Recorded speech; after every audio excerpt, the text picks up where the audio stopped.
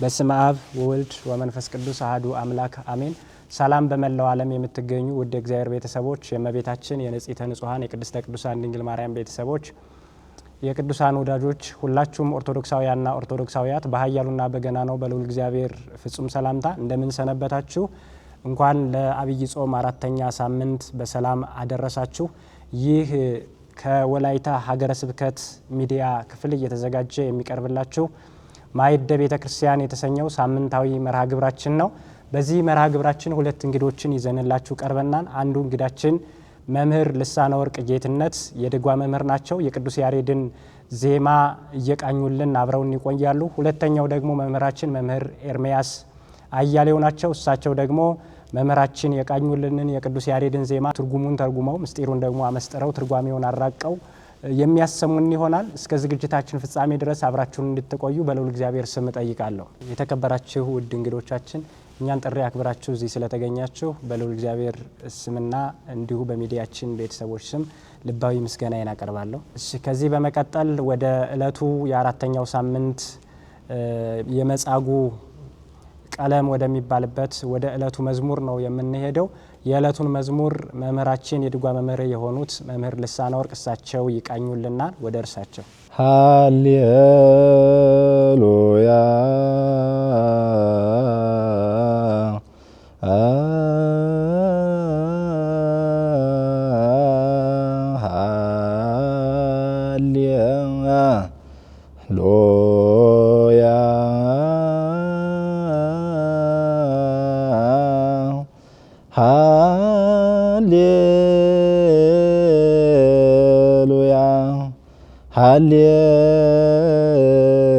ሃሌሉያ ሃሌሉያ አምላኩሰ ለአዳም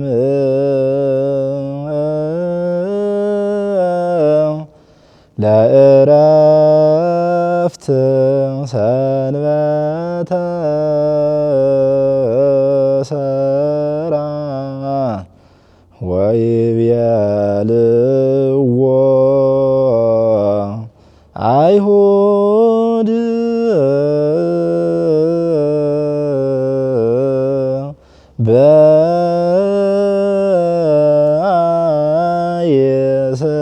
በአየስልጣን ትገብር ዘንተ ወይቤሎሙ ኢየሱስ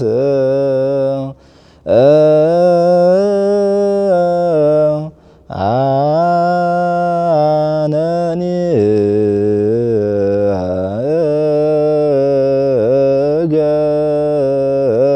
እገብር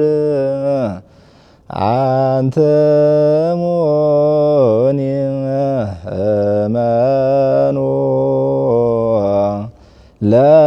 ለግብርየ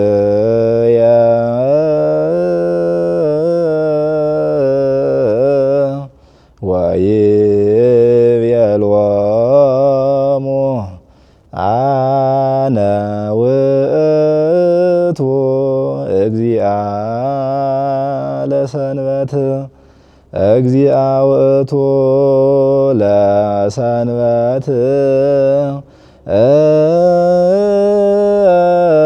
ወልድ ዋህድ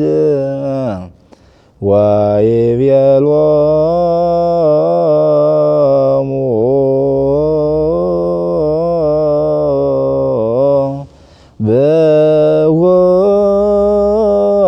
ብወህሌታ እህድግ ኃጢአተ በዲበ ምድር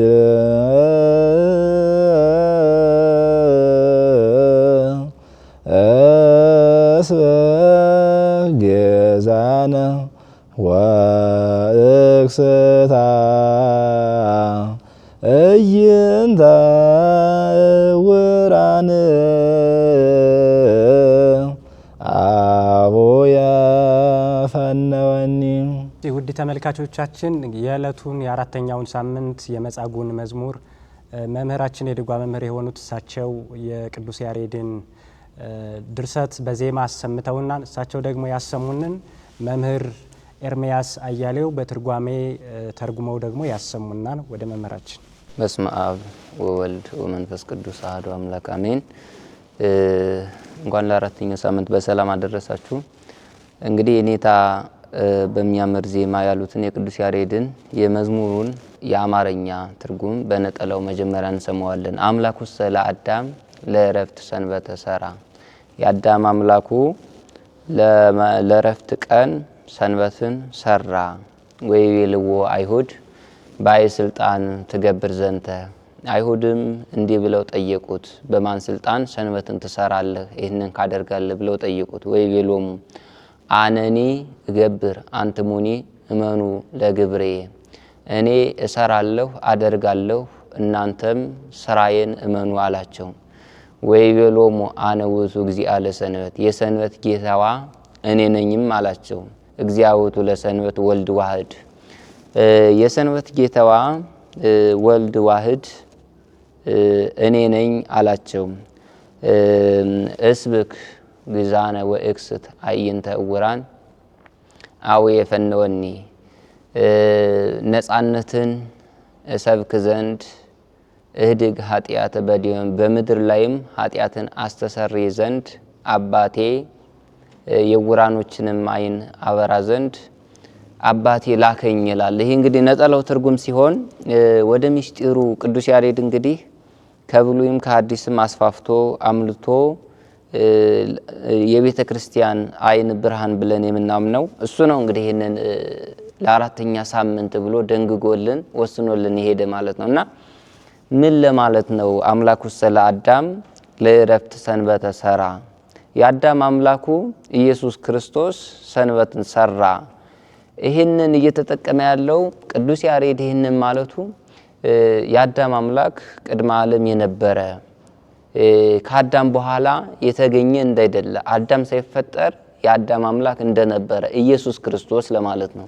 ኢየሱስ ክርስቶስ አምላኩሰ ለአዳም። እንግዲህ በዚያ ዘመን የተነሱ መናፍቃን ለፌ ማርያም ለወልድ ክዋኔሁ፣ የወልድ መገኘቱ ከማርያም ከመወለዱ በኋላ ነው እያሉ የሚያስተምሩ ሰዎች ነበሩ። የወልድ መገኘቱ እሱ ራሱ በወንጌል እንዳስተማረን እምቅድመ የተወለደ አብርሃም አለው፣ አብርሃም ሳይወለድም አለው ብሎ እንደነገረን ቅዱስ ያሬድ የአዳም አምላኩ ለእረፍት ሰንበትን ሰራ። እዚህ ላይ የምናየው እንግዲህ የአዳም አምላክ መጀመሪያ ላይ አዳምን እግዚአብሔር በምድር ሁሉ ያለውን ንዳ ግዛ አምላክ አድርጌ ያለው የምድራዊ አምላክ አዳም አለ።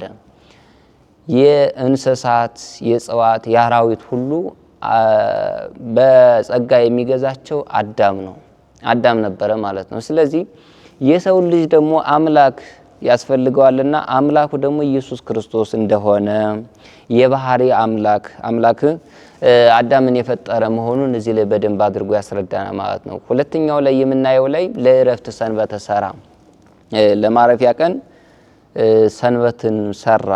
እንግዲህ አስቀድሞ ለሙሴ የተናገረው ያስተላለፈለት መጽሐፍ ቅዱሳዊ ቅዱስ ያሬድ እንግዲህ የብሉይም የሐዲስም ሊቅ ነው ስንል ዝም ብለን አይደለም፣ ስላሳየን ነው፣ በተግባርም ስለገለጸልን ነው። እንግዲህ ለሙሴ እግዚአብሔር አምላካችን መጀመሪያ እሱ ራሱ 6 ቀን ፍጥረታትን ፈጥሮ በሰባተኛው ቀን አረፈ ይላል። ስለዚህ የእሱ ራሱ ሰንበቴ ቅድስት እንታይረፍኩ እምኩሉ ግብሬ፣ ከስራዬ ሁሉ ያረፉባት የተቀደሰች ሰንበቴ ይላታልና ሙሴን እግዚአብሔር አምላካችን 6 ቀን ሁሉ ስራ፣ በሰባተኛው ቀን ተዘከር ከመተቀድሳ ለይለተ ሰንበት፣ የሰንበትን ቀን ተቀድሰው ታከብረው ዘንድ አሰብ እያለ በዘጸአት መጽሐፍ ላይ የምናየው ነው። ቅዱስ ያሬድ ወደዚህ ወደ ምኩራብ ድርሰት አምጦ የደረሰልን ማለት ነው። ስለዚህ ሰንበት ማለት የምትከበር አርብ ሙሉ የቅዳሜና የአርብ 2 ጎሞር መና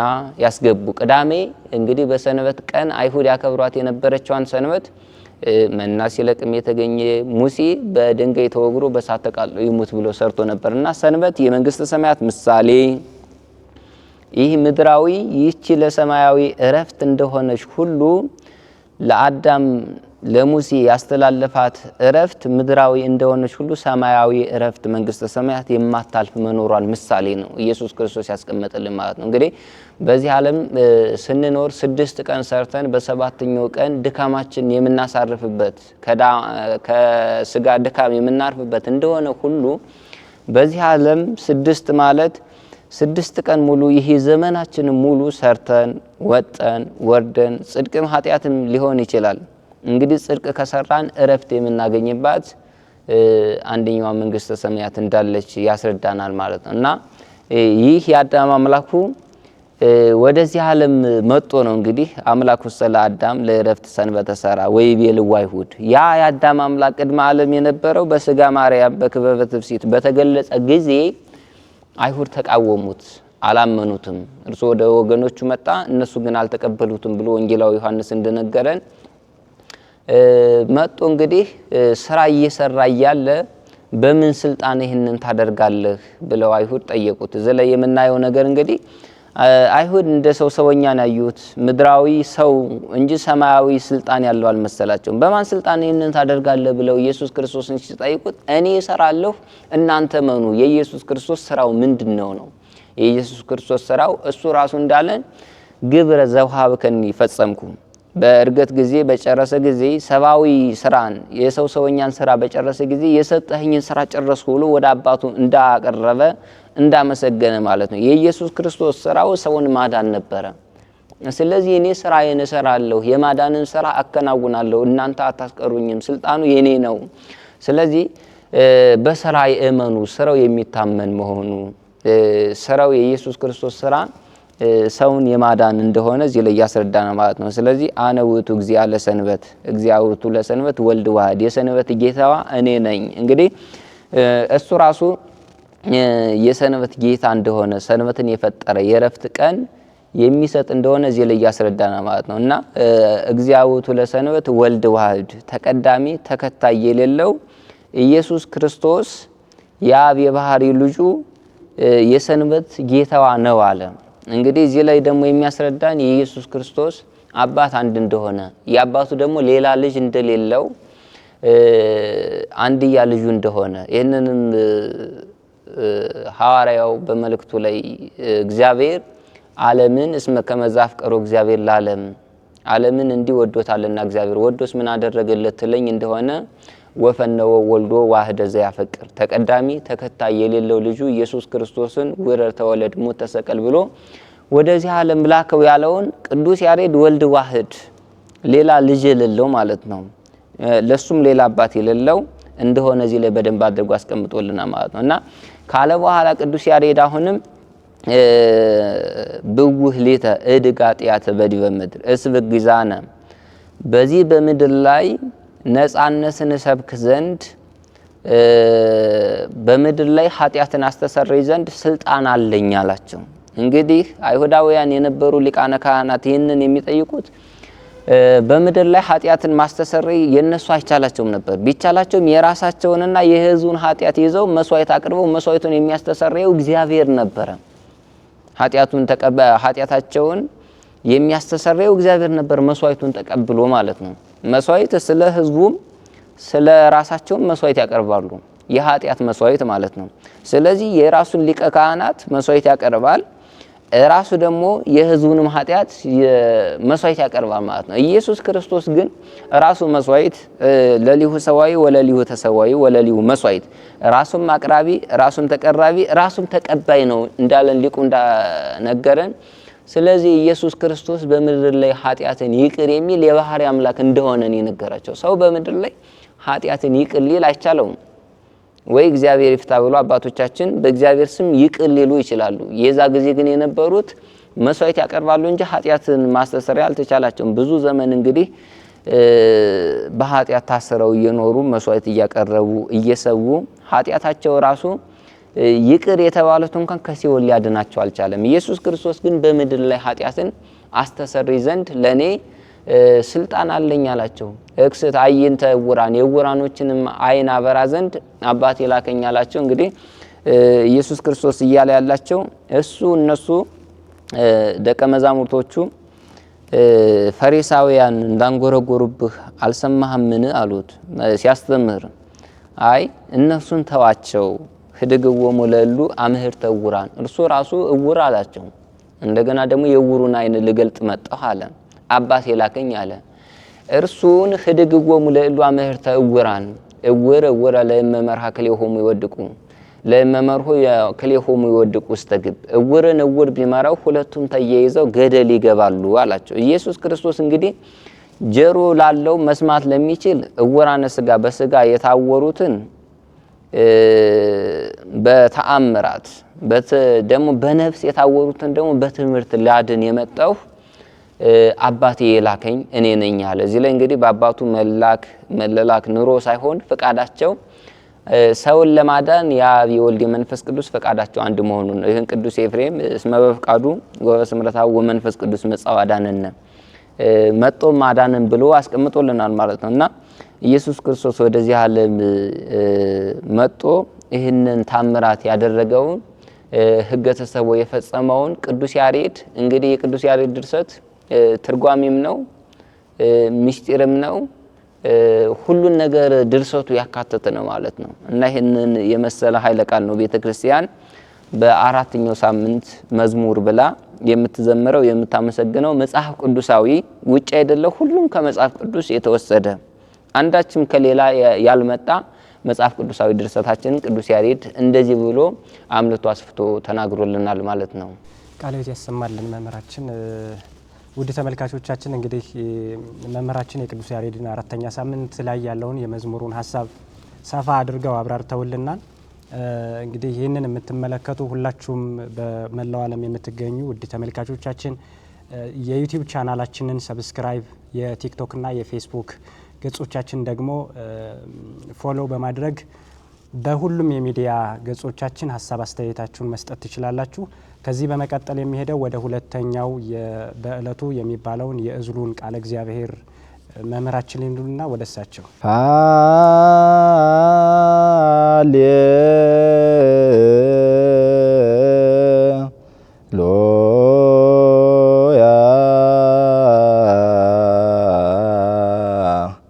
በሰንበት ተራከቦ ኢየሱስ ለመጻጉዕ ወይቤሎ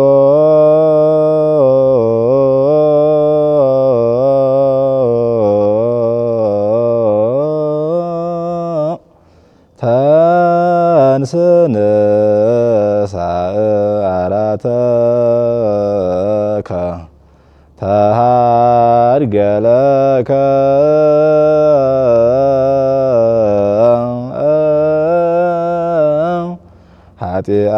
ኃጢአትከ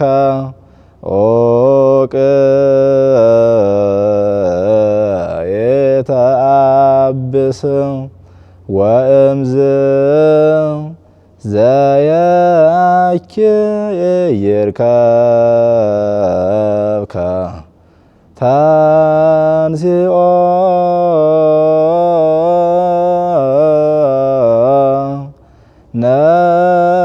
ነሳራቶ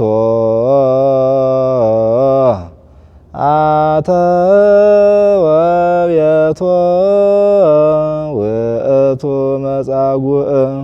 በዜማ ያሰሙን እንግዲህ የዕለቱን በአራተኛ ሳምንት የሚባለውን በቤተ ክርስቲያናችን ሌሊት ላይ አባቶቻችን በቅዱስ ያሬድ ዜማ የሚሉትን እዝል የተባለውን ቃለ እግዚአብሔር ነው። እንግዲህ እሳቸው ውብ በሆነ ዜማ ያሰሙንን፣ እሳቸው ደግሞ ትርጓሜውን ተርጉመው ያሰሙናል። የኔታ ያሉት እንግዲህ በእዝል ዜማ በሰንበት ተራከቦ በሰንበት ኢየሱስ ክርስቶስ መጻጉዕን ተገናኘው።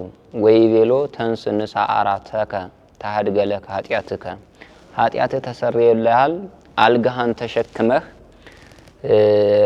ተነስተህ ተሸከም አለው።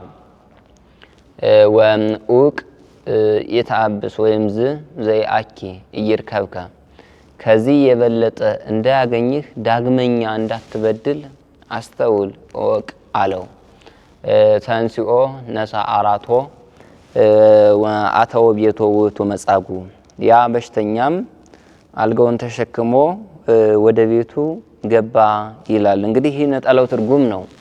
እዚህ ላይ ቅዱስ ያሬድ እንግዲህ እያስቀመጠልን ያለው በጣም ረቀቅ ያለ ምስጢር መጽሐፍ ቅዱሳዊ አዘል የሆነ ከመጽሐፍ ቅዱስ አንዳችም ያልወጣ የሆነ ነው። እንግዲህ እሱ እንዳስቀመጠልን ሐሳብ ላይ እዚህ ላይ ስንገባ በሰንበት ተራከቦ ጊዜ ኢየሱስ ለመጻጉዕ በዚያ በቅዳሜ ቀን ኢየሱስ ክርስቶስ ታሪኩን የምናገኘው በዮሐንስ ወንጌል ምዕራፍ 5 ቁጥር 5 ጀምረን ስንል ነው የምናገኘው።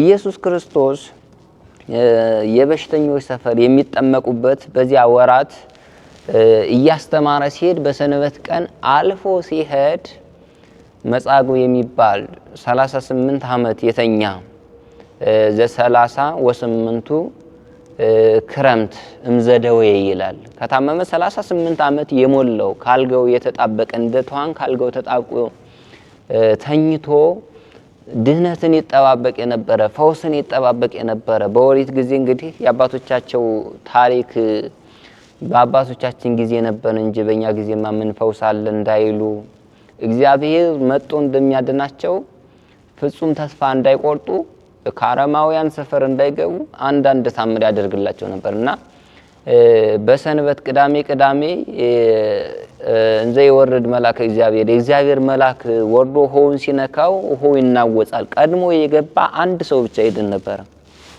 የሚድነው አንድ ሰው ነው፣ ሁለተኛ አይድንም ነበርና ያ መጻጉዕ ያንን እየጠበቀ 38 ዓመት ሙሉ ታሞ በዚያ እየጠበቀ ነበር። በደንብ ደዌው ያልጸናባቸው እጃቸውን እግራቸውን በደንብ ያልያዛቸው ሰዎቹ ወደ ውሃው ወርደው ተሎ እየቀደሙ ይድኑ ነበር። እሱ ግን መዳን በጣም ዘግይቶበት ነበርና መጻጉዕ ማለት የበሽተኛው ስም ነው፣ ማናቸውም ሊገለጽበት የሚችለውና በዛ ቀን ኢየሱስ ክርስቶስ ተገናኘው። ተኝቶ እያለ አይቶ ማዘነለት ነው የሚል መጽሐፍ ቅዱስና ኢየሱስ ክርስቶስ ካገኘው በኋላ ወይ ቤሎ ተንስ ንሳ አራተከ ተሃድገለ ከኃጢአትከ ኃጢአትህ ተሰርዮልሃልና አልጋን ተሸክመ ሂድ አለው።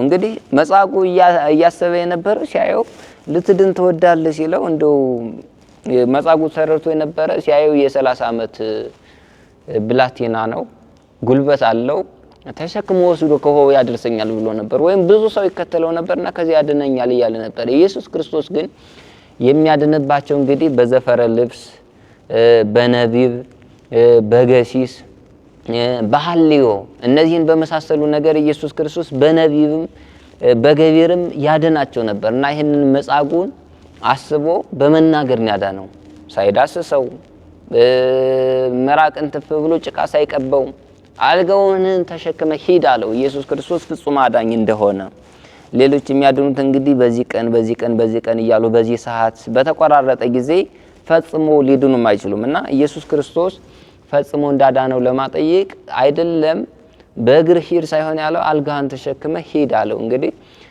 ይህ መጻጉዕ ታሞ የነበረ እንግዲህ አባቶቻችን እንደሚሉ ሁሉ የበሽታ ዘሮች አሉ። የመቅሰፍት በሽታ አለ፣ የኃጢአት በሽታ አለ፣ የእሴት ዋጋ የሚያሰጥ በሽታ አለ። ይህኛው መጻጉዕ ታሞ የነበረ የኃጢአት እንደሆነ ነው። ቀጥሎ ወዳለው ርዕስ ላይ ይሄንንም ያመጣዋል። ኡቅ ይተአብስ ዳግመ ወይም ዘያኪየር ካብከ ከእንግዲህ ዳግመኛ እንዳትበድል አስተውል የባሰ እንዳያገኝህ አለው። እንግዲህ በኃጢአት ታሞ ነበረ ማለት ነው። 38 ዓመት ሙሉ የታመመው የኃጢአት በሽታ እንደሆነ እግዚአብሔር አምላካችን በራሱ ቃል በራሱ አንደበት ገልጾ ተናግሮ አስቀምጦልናል ማለት ነው። ስለዚህ መጻጉዕ የኃጢአት በሽታ ዋጋ የማያሰጥ በሽታ ነው ታሞ የነበረ። እንግዲህ እንደምታውቁት እነ ጳውሎስ በሽተኞች ነበሩ። ተውበኒ መላከ ሰይጣን ዘይደጉጸኒ ወይ ኮራአኒ ስጋዬ የወጋኝ ይቀጠቅጠኝ ዘንድ ለኔ ለስጋዬ በሽታ ተሰጠኛለ። ስለዚህ ጳውሎስ ታሞ የነበረ ዋጋ የሚያሰጥ ነው። እነ ጢሞቴዎስም ታመው ነበረ፣ ዋጋ የሚያሰጥ ነው። ይህ መጻጉዕ ግን ታሞ የነበረ ዋጋ የማያሰጥ የኃጢአት በሽታ ነበር ማለት ነው እና ከዚህ ለመላቀቅ ነበር 38 ዓመት ሙሉ ደጅ ሲጸና የነበረ ለማለት ነው። ከውሃው ዳር ወድቆ ኢየሱስ ክርስቶስ መጥቶ በቃል ብቻ እያዩ የሰቀሉትም ሁሉ እየተመለከቱ አልጋህን ተሸክመ ሂድ ሲሉት እነሱ ግን የተነሱት አንድ እዚህ ላይ ትልቅ ምስጢር አለ። ያዳነ ማን ነው? እነሱ ሰንበት ስለተሻረ እንጂ አንድ ሰው 38 ዓመት ሙሉ ወድቆ የነበረ ሰው መፈወሱን ምንም ትዝ አላላቸውም ነበር። ሰንበትን ሻረ። 38 ዓመት ሙሉ ተኝቶ የነበረውን በሽተኛ አልጋን ተሸክመ ሂድ ሲለው እነሱ ግን ሰንበትን ሻረ እያሉ ያካስሱት ይነሱበት መነሻ የሚያደርጉት አንዱ ይሄ ነውና ኢየሱስ ክርስቶስ አልጋን ተሸክመ ሂድ አለው። ተንሲኦ ነሳ አራቶ አተወ ቤቶ፣ ተነስቶም አልጋውን ተሸክሞ ያ በሽተኛ ወደ ቤቱ ገባ ይላል ቅዱስ ያሬድ። እንግዲህ አልጋውን ተሸክሞ 38 ዓመት ሙሉ ተኝቶበት የነበረውን አልጋውን አሸክሞ ሳይል አግዙ ሳይል እርዱ ሳይል ተሸክሞ ወደ ቤቱ ሄደ ነው። እንግዲህ ይህ ሰውዬ ከሄደ በኋላ ዳግም እንዳትበድል የተባለ ኢየሱስ ክርስቶስ በዕለተ ስቅለት አሳልፎ እንደሚመታው ሲያድነው አስወድዶ አስፈቅዶ ነበር። ልትድን ትወዳለህ፣ ዝም ብሎ አድኖት ቢሆን ኑሮ በሰንበትን ሽሮ ያዳነኝ እንደሚል ኢየሱስ ክርስቶስ ያውቅ ነበር። እናስቀድሞ ካዳነው በኋላ ዳግም እንዳትበድል አለው። በስቅለት ኢየሱስ ክርስቶስ ተይዞ እየተሰቃየ እየተንገላታ ሲሄድ ያ ያዳነኝ ሰው እሱ ነው ብሎ በእጁ በጥፊ መጥቶ እጁ ልምሾ እንደሆነ ዮሐንስ በወንጌሉ 18 ላይ አስቀምጦልናል ማለት ነውና ተነስቶ ወደ ቤቱ ገባ አለ። ድህነትን ፈውስን አገኘ ነው። ግን ያስቀመጠን ፈውስ ላይ ዳግም ከበደልን ኃጢአት ከሰራን አንድ የዳነው ድነት በኃጢአት የሚጎሰቁል መሆኑን ኃጢአት የሚያበላሸው መሆኑን ከኛ ከጎዳናችን ላይ ወጠን ወደ ሌላ ከሄድ ኃጢአት እንደገና ድህነታችንን ፈውሳችንን ወደ አልነበረ ሊመልሰው እንደሚችል ያስረዳናል ማለት ነው። ስለዚህ አንዴ ድኖ ብቻ ስራ ካልሰሩ ሰው በበጎ ስራ ላይ ካልቀጠሉ ወደ ኃጢአት ከመልሰው ተገቡ ድህነቱ እንዳልነበረ እንደሚሆን እዚህ ላይ ኢየሱስ ክርስቶስ በራሱ አንደበት ላይ በወንጌል ላይ አስቀምጦልናል። ይሄንን ቅዱስ ያሬድ ወደ ዛሬው ወደ አራተኛው ሳምንት አምጥቶ ይተረጉምልናል ማለት ነው። ይሄንን ይመስላል እንግዲህ ረጅሙ ባጭሩ። ምናልባት አሁን ደግሞ በቤተክርስቲያን ምእመናን ከእግዚአብሔር ጋር በጣም ቅርብ ነን የሚሉ ደግሞ እንደዚሁ በኃጢአት አልጋ የተኙ ሰዎች አሉና እንደው እነዚህን ተመለከተ የሚሉት ሀሳብ ካለ መጨመር ይችላል። መልካም። እሺ እንግዲህ ሰው ኃጢአት እየሰራ ከእግዚአብሔር መቼም አንድ ሊሆን አይችልም።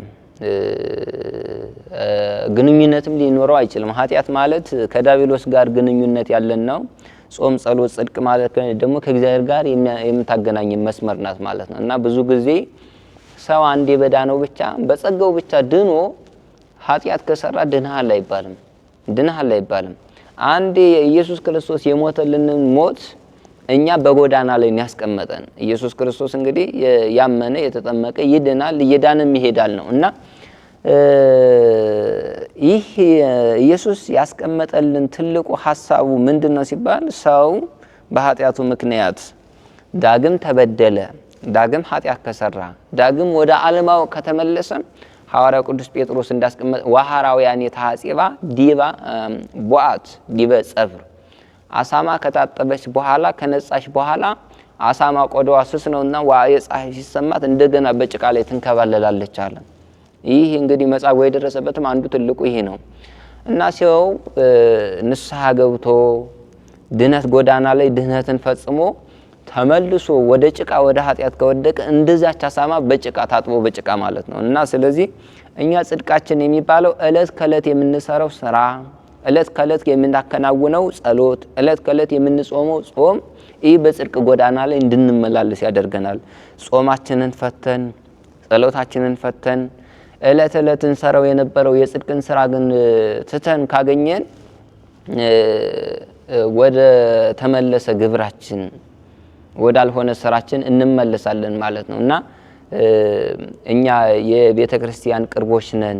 የክርስቶስ ጋር እንገናኛለን። ክርስቶስ አባታችን ነው። ኢየሱስ ክርስቶስ አባታችን ነው ካል ከኃጢአት እለት እለት ያለብንን ኃጢአታችንን መናዘዝና ወደ ክፉ ስራ ከክፉ ስራ መራቅ እንዳለብን ነው ቅዱስ ያሬድ በዛሬው ዕለት አመጡ የተረጎመልን ጌታችን ኢየሱስ ክርስቶስ እየተናገረው ያስተማረው የመከረው ማለት ነው እና ስለዚህ ከኃጢአት ንጹህ ነን፣ ድነናል፣ ፈውስ አግኝተናል ለማለት ከሆነ ይህ የተፈወሰው መጻጉዕ ጊዜያዊ ፈውስ ስለሆነ ማለት ነው ዳግም ወደ ሲኦል እንደገባ መጽሐፍ ስለሚነግር ማለት ነው። ስለዚህ ዘላለማዊ ፈውስ እናገኝ ዘላለማዊ ድነት እናገኝ ካል የዘላለም ድነት ትልቁ ጎዳና ምንድነው? ከእግዚአብሔር አለመራቅ፣ እለት እለት ወደ ቤቱ መገስገስ፣ እለት እለት ስራ መስራት። በእንደዚህ አይነት ጎዳና ብንሄድ እግዚአብሔር ከኛ ጋር ነው፣ እኛም ከሱ ጋር ነን። ከሱ ጋር ከሆነ ደግሞ የሚቃወመን የለም ማለት ነው እና ከእግዚአብሔር ጋር አንድነት አለን፣ ቁርኝነት አለን ካል ዳግም እንዳንበድል ማለት ነው፣ ወደ ኃጢአት አልጋ እንዳንወድቅ ይሄንን ነው በዛሬው ዕለት የሚያስተላልፍልን ለማለት ነው። በጣም ጥሩ ቃለ ሕይወት ያሰማልን መምህራችን። በእውነቱ ውድ ተመልካቾቻችን መምህራችን እንግዲህ በሰፊው የመጻጉዕን ታሪክን በእለቱ የሚነበበውን የወንጌል ክፍልንም በማጣቀስ ያለውን ነገር በሰፊው ተንትነው አብራርተው አስረድተውና እንደሚታወቀው በዚህ ሳምንት በዚህ በመጻጉዕ የሚነሱ በጣም ብዙ በወንጌሉ የተጠቀሱ በጣም ሰፊ ታሪኮች አሉ። እነዛ ታሪኮች በቀጥታ ከበሽተኞች ጋር ግንኙነት ያላቸው ናቸው።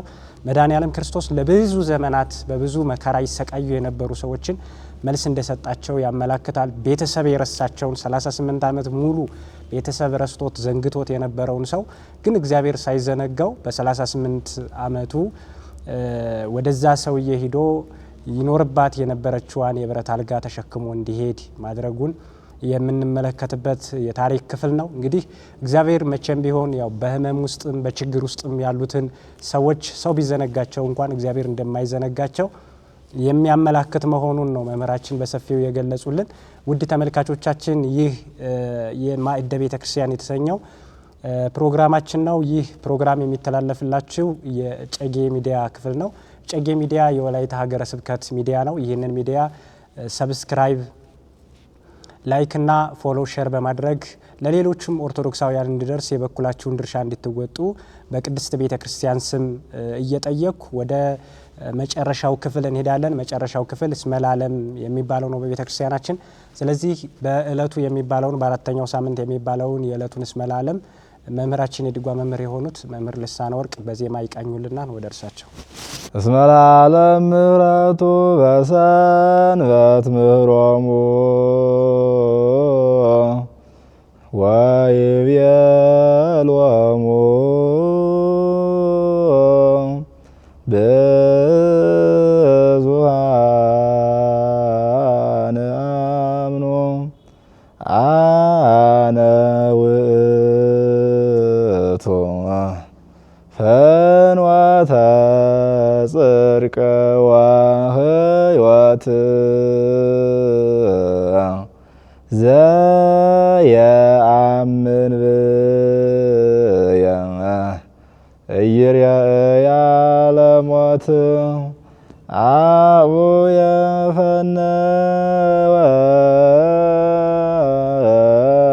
ፈነወኒ ለመድኃኒት እስብህ ግዛነ ወእክስታ እይንተ እውራን ስብሐተ ለከ ንፌኑ ዋህድ። እሺ ውድ ተመልካቾቻችን የዕለቱን እስመ ለዓለም መምህራችን አሰምተውናል። በዜማ ያሰሙን ደግሞ እሳቸው በትርጉም ይተረጉሙልን። ወደ እሳቸው እንግዲህ እኔታ በዜማ ያሉልንን እስመ ለዓለም ይባላል። እስመ ለዓለም ምሕረቱ ብለው ነው የጀመሩት። ምሕረቱ ለዘላለም ነውና ለዘላለም የጸና ነውና በሰንበት ምህሮሙ ወይቤሎሙ ብዙኃን አምኑ አነ ውእቱ ፍኖተ ጽድቅ ወሕይወት ዘያምን ብየ ኢይሬእያ ለሞት። በሰንበት ብሎ አስተማራቸው ነው ነጠላው ትርጉም። በሰንበት ብሎ አስተማራቸው ምን ብሎ? የሕይወትና የጽድቅ የእውነትና የሕይወት ጎዳና እኔ ነኝ፣ በእኔ የሚያምን ሞትን አያያትም ብሎ አስተማራቸው። አቡየ ፈነወኒ ለመድኃኒት፣ አባቴ ለመድኃኒትነት ላከኝ። እስብክ ግዛነ ወእክስታ እይንተ እውራን፣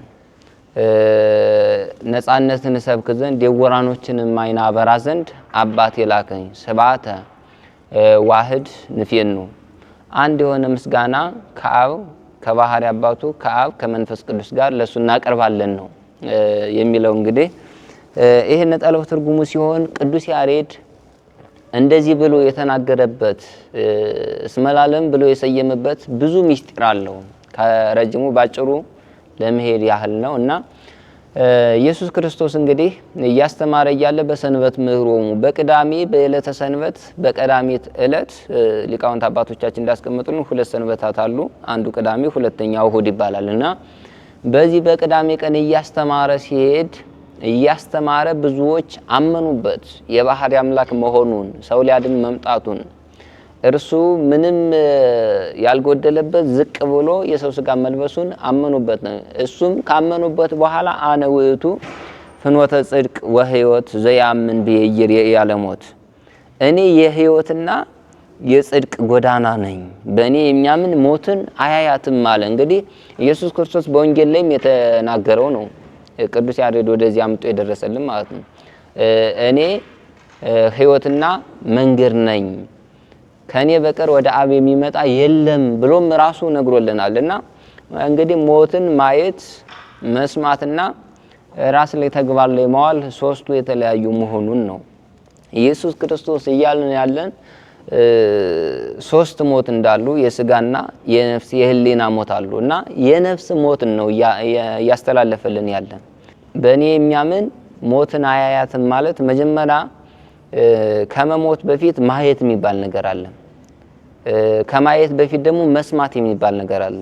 ያዩትን የሰሙትን እንደ ተግባር ላይ ማዋል ነው እና በእኔ ያመነ እንኳንስ ሊነካው ቀርቶ እንኳንስ ሊያልፍበት ቀርቶ እንኳንስ ሊከናወንበት ቀርቶ አያያትም አለን እና የሕይወትና የጽድቅ ጎዳና ኢየሱስ ክርስቶስ መሆኑን ነው። እንግዲህ የጽድቅ ጎዳና ምንድነው ስንል እሱ ጎዳና ማለት ምን ማለት ነው? በጎዳና ላይ እንግዲህ አንድ ትልቅ መስመር ተቀምጦ በዛ ጎዳና ላይ መሄድ የፈለገ ሰው ሁሉ ጎዳናውን ጠንቅቆ ያወቀ፣ በጎዳናው ላይ መመላለስ የፈለገ ጠንቅቆ የሚያውቅ ሰው ካሰበበት ደረጃ እንደሚደርስ ነው። ጎዳናውን ያላወቀ ግን ከዱር ከገደል እንደሚገባ ኢየሱስ ክርስቶስ አንዴ የባህሪ አምላክ ነው፣ አንዴ ሩቅ ቢሲ ነው የሚል ሰው የሚጠራጠር ከሆነ ከጎዳናው ከኢየሱስ ጎዳናነት ከጽድቅ ጎዳናነት ወጥቶ የሚወድቅ መሆኑን እያስተላለፈልን ያለ ማለት ነው። ኢየሱስ ክርስቶስ የነገረን የጽድቅ ጎዳና እኔ ነኝ ሲል ከሱ በቀር ሌላ ጎዳና እንደሌለ፣ ሌላ ማለፊያ ጎዳና እንደሌለ፣ ስለዚህ በሱ መሄድ በሱ መተላለፍ እንዳለብን ኢየሱስ ክርስቶስ ነግሮናል ማለት ነው እና የኢየሱስ ክርስቶስ ጎዳና ምንድነው ሲባል በሱ ማመን ብፁዕ ውእቱ ዘየተአቅፈ ብየ እሱ ራሱ ሲነግረን በእኔ ያልተሰነካከለብኝ ስራብ ስጠማ ስደክም አይቶ ስሞት ስሰቀል ስሞት አይቶ ይሄ ሩቅ ቢሲ ነው ብሎ በእኔ የማይሰነካከልብኝ እሱን ውድ ክቡር ነው እንዳለን። ስለዚህ ኢየሱስ ክርስቶስ የጽድቅና የሕይወት ጎዳና ነው ስንል አንዱ ይሄ ነው ማለት ነው እና ስብሐተ ወአድ ንፌኑ አንድነት ምስጋና ከአብ ከባህሪ አባቱ ከአብ ከባህሪ ሕይወቱ ከመንፈስ ቅዱስ ከሱ ጋር የምናቀርባት ምስጋና አንድ ነው ማለት ነው እና ቅዱስ ያሬድ ይህንን አምልቶ አስፍቶ ምስጢሩንም ትርጓሜውንም እዚያው ላይ ያስቀምጦልናል ማለት ነው እና በአራተኛው ሳምንት እስመላለም ተብሎ የሚነገርልን አንዱ ትልቅ ምስጢር ያዘ ይሄ ነው። ከረጅሙ ባጭሩ ነው። በሌላም ጊዜ እንዲሁ ተከታታይ የቅዱስ ያሬድ ድርሰቶች በዚህ ሚዲያ ይቀርባሉና እናንተ ደግሞ እየሰማችሁ ለሌሎችም እንድታደርሱ መልእክታችን ነው። ጨርሻለሁ። እግዚአብሔር ይስጥልኝ። አመሰግናለሁ። ቃለ ሕይወት ያሰማልን መምህራችን። የቅዱስ ያሬድን የዕለቱን ድርሰት እንግዲህ እስመላለሙን የመጨረሻውን በትርጓሜ ተርጉመው ምስጢሩን ማመስጥረው ነግረውናል። ውድ ተመልካቾቻችን ይህ መርሃ ግብር ተዘጋጅቶ የሚቀርብላችሁ ከጨጌ ሚዲያ ነው። ጨጌ ሚዲያ የወላይታ ሀገረ ስብከት ሚዲያ ነው። ይህንን ሚዲያ የዩቲዩብ ቻናላችንን ሰብስክራይብ፣ የቲክቶክና የፌስቡክ ገጻችንን ደግሞ ፎሎው በማድረግ ለሌሎቹም እንዲደርስ የበኩላችሁን ድርሻ እንድትወጡና በሌሎቹ የማህበራዊ ሚዲያ ገጾቻችን ሀሳብ አስተያየቶቻችሁን በመስጠት ሚዲያውን እንድትደግፉ በልዑል እግዚአብሔር ስም እጠይቃለሁ። የዛሬው መርሃ ግብራችን ማዕደ ቤተክርስቲያን የተሰኘው መርሃ ግብራችን ይህንን ይመስል ነበረ። ሁለቱ መምህራን አብረውን ቆይተዋል። እንግዲህ አብረውን የቆዩት መምህራችን አንዱ መምህራችን መምህር ልሳነ ወርቅ ጌትነት የድጓ መምህር ናቸው። ሁለተኛው መምህር ደግሞ መምህር ኤርሚያስ አያሌው የሐዲስ ኪዳን መምህር ናቸው። እኔ መርሃ ግብሩን በማዘጋጀት አብሬያችሁ የቆየሁት ደግሞ መምህር ኤፍሬም ያለለት ነኝ። በሌላ መርሃ ግብር እስክንገናኝ ድረስ ሰላም እግዚአብሔር ከሁላችን ጋር ይሁን።